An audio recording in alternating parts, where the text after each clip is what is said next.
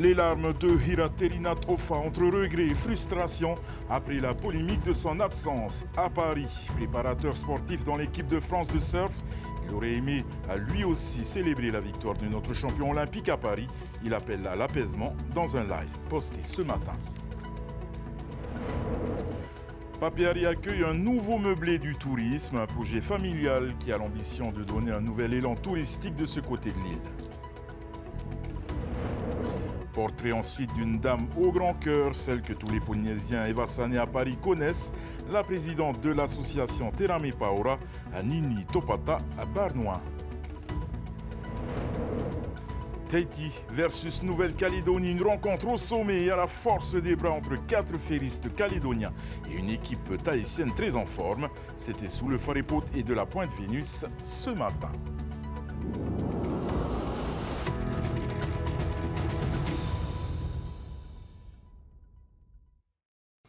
C'est dans une vidéo postée ce matin sur son propre compte Facebook que Hiraterina Tofa a préféré s'exprimer. L'entraîneur a appelé à tourner la page après la polémique sur son absence à Paris avec Kaoli Vast et Jérémy Flores. Des déclarations qui interviennent après la mise au point donc de la Fédération française de surf. Des sourires à Paris. Des larmes de frustration et de regret à Tahiti. Celle de Hiraterina Tofa.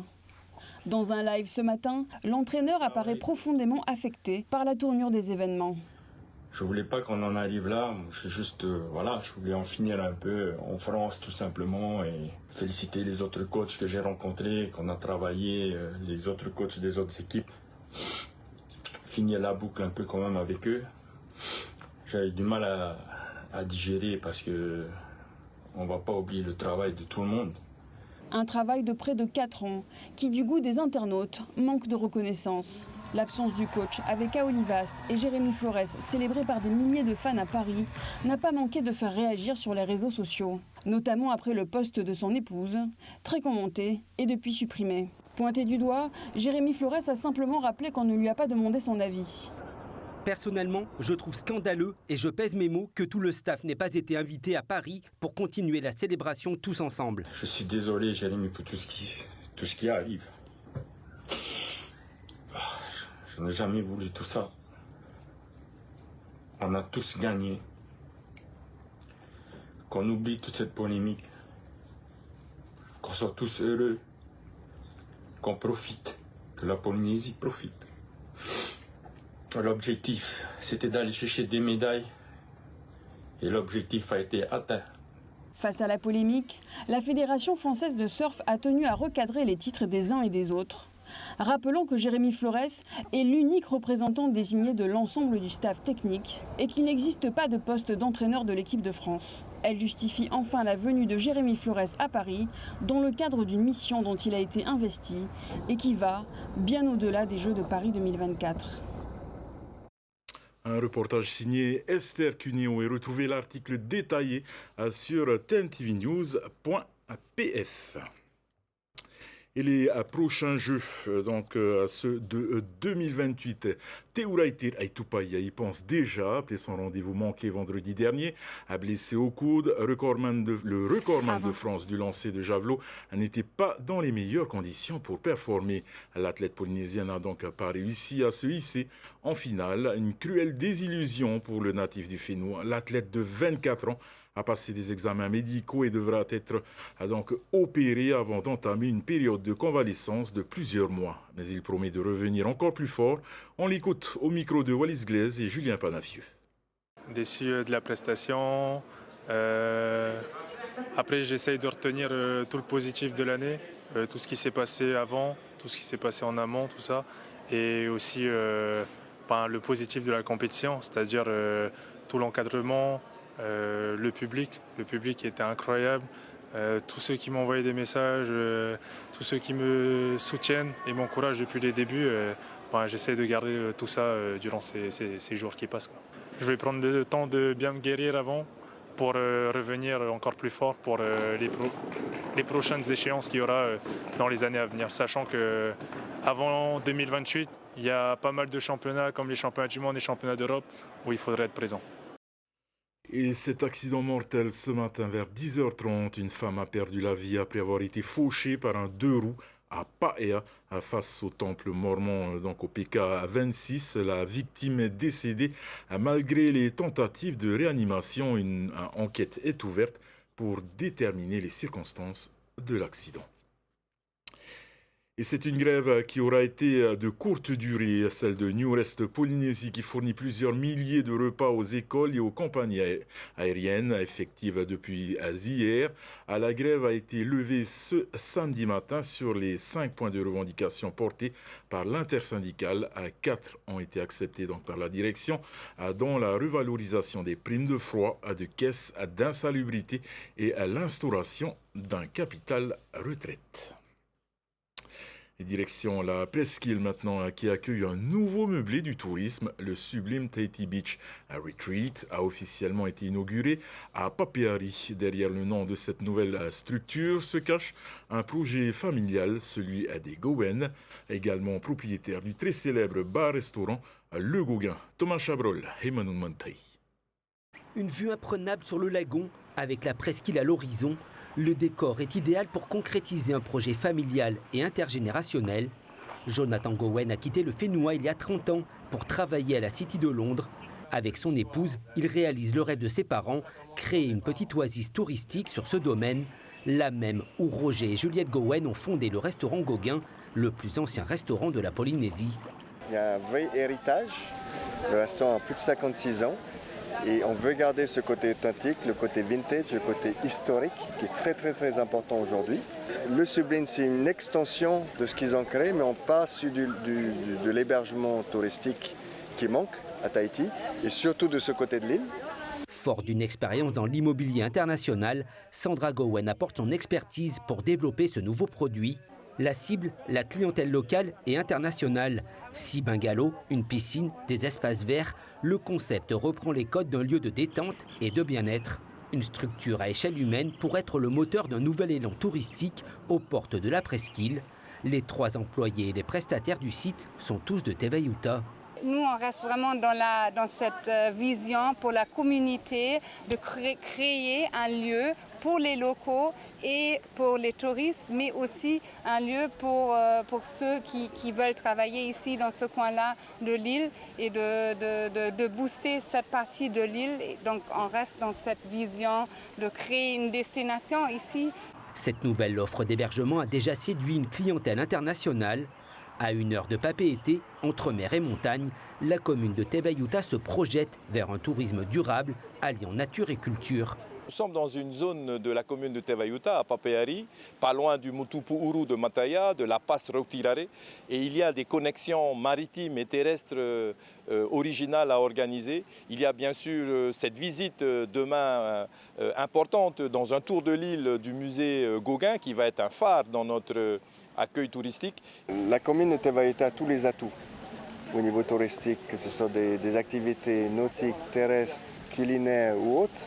Et je pense que cette partie de l'île, qui a souvent été délaissée, maintenant avec l'ouverture du musée Gauguin et du jardin botanique, va pouvoir devenir une destination dans la destination. Cette nouvelle étape touristique sera accessible l'an prochain. Au lendemain des Jeux Olympiques, les regards se tournent vers la presqu'île et ses attraits. Jonathan et Sarah Gowen ne cachent pas leur ambition, proposer d'autres offres, comme des bungalows de plus grande dimension, dans quelques années. Les cap sur Eater maintenant, où la fermeture d'un bâtiment accueillant des classes de l'école de Avera a contraint la commune de Taptapoatea à reconstruire des salles provisoires. En attendant la fin du chantier, la municipalité a pris ses dispositions pour une rentrée sans encombre. Jessica Doucet. En novembre 2023, un contrôle technique est réalisé sur ce bâtiment de l'école A'ahiata de Avira. Dans la foulée, la commission de sécurité de la commune ordonne sa fermeture. Toutes les classes du primaire sont concernées. Il faut alors trouver de nouvelles salles. Vu qu'il y a une déstabilisation du bâtiment, donc on a fait venir les contrôleurs sur côté pour voir la sécurité des enfants. Et finalement, on a évacué tout le monde, ce qui fait qu'ils sont logés dans la classe la classe informatique bibliothèque. Et nous, la commune, nous avons récupéré donc 3 classes plutôt, une partie dans la cantine et une partie dans la salle de mariage et la salle de réunion, en attendant la dernière décision de la du comité de contrôle pour voir est-ce qu'on va reconstruire une nouvelle école ou bien en réparation. La municipalité se veut rassurante. Cette solution de courte durée ne perturbera pas la rentrée des classes. De nouvelles salles accueilleront ensuite les élèves. Le chantier de construction est toujours en cours. Les démarches administratives l'ont ralenti. Vous voyez un peu la comparaison, plus de 1,50 m de hauteur par rapport au niveau de la mer. Si je ne vais pas respecter ces normes, je n'aurai pas la conformité, et surtout pour la sécurité des enfants, je n'aurai pas mes subventions parce que nous sommes obligés de suivre dans les normes. Donc vous allez voir un peu avec des, qu'on appelle les hardiplanes préfabriqués, donc un montage très facile. Je pense en un mois, on aura tout monté sur les 3 classes. C'est pour cela que nous avons bien renforcé la dalle. Au départ, c'est provisoire. Bon, je pense que c'est un provisoire de 30 ans, 40 ans à ce moment-là. Coût des travaux, 52 millions de francs. La commune étudie la possibilité de déplacer toutes les écoles de Avera sur un même site pour en faire une cité scolaire comme à Opoa. Focus à présent sur une Polynésienne au grand cœur. Nini Topata Barnoin est présidente de l'association Terame Paura. Elle apporte écoute, réconfort, animation et surtout aide tout au long de l'année aux Polynésiens et Vassané à Paris. Reportage. Merci les bénévoles d'être présents. Il ne peut y avoir de plus grand don que celui de donner son temps et son énergie pour aider les autres sans rien attendre en retour. Cette célèbre phrase de Nelson Mandela semble parfaitement résumer l'engagement de Nini Topata. Alors qu'elle a 23 ans, Nini quitte Tahiti en 1973 pour suivre son époux militaire en Europe. Malgré la distance, Nini reste profondément attachée à la Polynésie. En témoigne son action permanente auprès des malades polynésiens en évacuation sanitaire en France. Lorsqu'ils quittent la Polynésie et ils arrivent ici, ils sont perdus. Franchement, je peux dire que là, c'est la nostalgie du pays. La famille laissée en Polynésie, les petits-enfants, les enfants. Et voilà. C'est pour ça que nous, associations aujourd'hui, les associations présentes, et d'abord, je voudrais remercier les bénévoles, tous mes bénévoles qui sont là, qui se donnent de leur temps, sans rien demander en retour. Ce jour-là, des goûters sont préparés par la dizaine de bénévoles dans ce centre d'hébergement. Cette générosité, Nini la doit à sa mère. Alors qu'elle était enfant, elle se souvient avec émotion de sa mère qui consacrait sa vie aux autres. C'est ma maman qui m'a appris de faire ça. Voilà, parce qu'elle faisait déjà ça avant, en Polynésie. Je respectais, pourquoi tu fais ça? Tu n'as pas à venir nous imposer ça. Et ce qu'elle m'a dit, un jour, ma fille, tu reprendras ce que je fais. Je pleure à chaque fois parce que je prononce le nom. L'association existe depuis 7 ans et accomplit 2 missions, aider les malades dans leurs démarches administratives, mais aussi apporter un soutien moral aux malades et aux familles. Il y a 4 ans, le père de Lanaï, atteint d'un cancer, était dans ce centre d'hébergement. Il perdra la vie avant son retour au Fénois. Depuis, Lanaï tenait à rencontrer les bénévoles qui ont donné du réconfort à son père dans cette période difficile. Ah oui, c'est très spécial parce que ça me fait rappeler un peu de voir où il était. Surtout qu'on n'a pas eu l'occasion de pouvoir le visiter suite au Covid, donc c'était interdit de faire des visites. Je vois que c'est un bel endroit et qu'il y a beaucoup de monde, rempli de Polynésiens. Et je pense qu'on ressent bien l'amour de la Polynésie ici avec les personnes, surtout les bénévoles qui sont là volontairement. L'association est l'image de la beauté dans les moments sombres et douloureux de l'existence. Pour les malades et pour leurs familles, Nini est depuis longtemps une référence, un recours que l'on appelle et qui répond toujours. Moi, oui. Depuis 1989, j'œuvre pour mon peuple aujourd'hui. Et j'ai dit, moi, jusqu'à ma mort, je perdure ce que ma maman a fait. Voilà. Ça te fait du bien aussi peut-être de faire ça? Oui, parce que quand j'étais à la retraite, si je n'avais pas à m'occuper de mes compatriotes, je ne sais pas où je serais aujourd'hui. Une présence, un regard, un sourire. Et Nini réchauffe et apaise les cœurs. Les épines de la vie sont plus douces lorsqu'on y voit une rose. Prévu au mois de juin, la Vendetta Tahiti-Calédonie a finalement eu lieu aujourd'hui. La délégation calédonienne a pu emmener à 4 ferristes chevronnés pour se mesurer aux meilleurs Tahitiens. Un pur moment de partage pour tous les participants. Le reportage.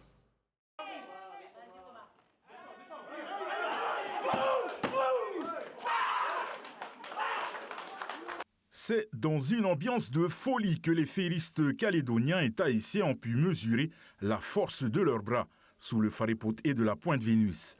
Un bon moyen pour les athlètes de mesurer leur force avec les voisins du Pacifique. Une vendetta, à la différence d'un championnat, c'est que c'est du 1 contre 1 en fait, uniquement. Du coup, ça se passe sur 5 matchs et celui qui a 3 matchs vainqueurs, pas forcément le combat. Voilà. Alors, dans cette équipe calédonienne, on voit qu'il y a quand même du potentiel. Hein. C'est du potentiel. Je parle du fait de partir au championnat de France à la limite. Hein. Voilà, que les Tahitiens et les Calédoniens se regroupent pour le championnat de France. On a déjà, comme vous avez pu voir, il y a Taoura qui est là pour l'arbitrage. Et on connaît aussi de la Nouvelle-Calédonie, il y a Thomasy aussi, qui est champion aussi de France. Donc pour les jeunes Calédoniens qu'on a là, du club NGA, il y a du potentiel de participer au championnat de France. Après les violentes émeutes qui ont touché le Caillou depuis le 13 mai dernier, les féristes calédoniens ont finalement pu se rendre à Tahiti en ce mois d'août. L'occasion pour eux de se changer les idées, loin de la crise politique et économique de leur pays. Comme je disais, on est là pour partager un sport en commun et oublier un peu ce qui se passe de l'autre côté, mais on les garde tout au fond de notre cœur et montrer aux jeunes qu'on est là pour une bonne raison aussi. Franchement, c'est déjà un plaisir de venir ici et l'accueil surtout. Pour nous, on a déjà gagné parce que c'est une première fois, une première victoire et c'est une première ici à Tahiti, cette vendetta, et ça permet de nous évoluer pour les prochains, comme ça perpétue chaque année. La délégation calédonienne rentre au Bercail ce mardi après un séjour d'une semaine.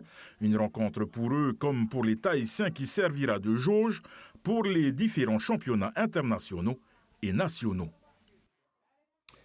Et si Tahiti l'emporte au bras de fer, la Calédonie l'emporte sur les terrains de foot. La sélection de Tahiti U16 s'est inclinée cet après-midi au Stade Pater dans le match pour la 3e place lors de la séance de tir au but face à la Nouvelle-Calédonie. Ce sont donc les Calédoniens qui décrochent le dernier ticket pour la Coupe du Monde U17 de la FIFA.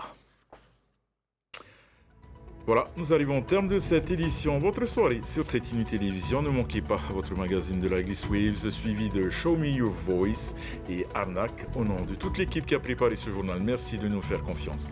Excellente soirée sur Tahiti Télévision et à demain, même heure. Retrouvez ce journal en replay sur notre site internet et notre application mobile TNTV.